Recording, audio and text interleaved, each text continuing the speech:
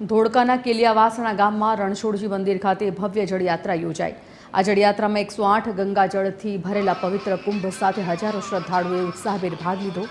ભક્તજનો ભજન કીર્તન અને જયઘોષ સાથે પગપાળા યાત્રા કરીને શ્રી રણછોડરાયજી મંદિર પહોંચ્યા। મંદિરે પહોંચ્યા બાદ ભગવાન જગન્નાથજી, બલરામજી અને બહેન સુભદ્રાજીની પ્રતિમાઓ પર ગંગાજળ દ્વારા જળાભિષેક કરવામાં આવ્યો હતો। આગામી 14મી જુલાઈએ ભગવાન જગન્નાથજીનું પરંપરાગત મામેરું ભરવામાં આવશે અને 16 જુલાઈએ ભગવાન જગન્નાથજીની 5મી ભવ્ય રથયાત્રા કેલિયાવાસણા ગામેથી ભક્તિ અને શ્રદ્ધાના માહોલ વચ્ચે નીકળશે। આ સમગ્ર આયોજનને સફળ બનાવવા મંદિર ટ્રસ્ટ, સ્વયંસેવકો અને ગ્રામજનો દ્વારા તડામાર તૈયારીઓ કરવામાં આવી રહી છે।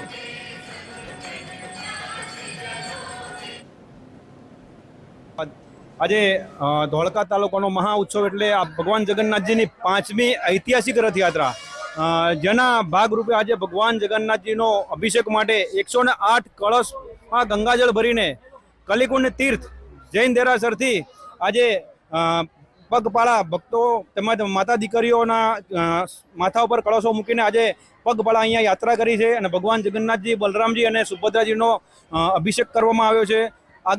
આજે કેલિયાવાસણા સ્થિત રણછોડરાયનું મંદિર, ત્યાં આગળ ભગવાન જગન્નાથની ભવ્ય રથયાત્રા નીકળે છે।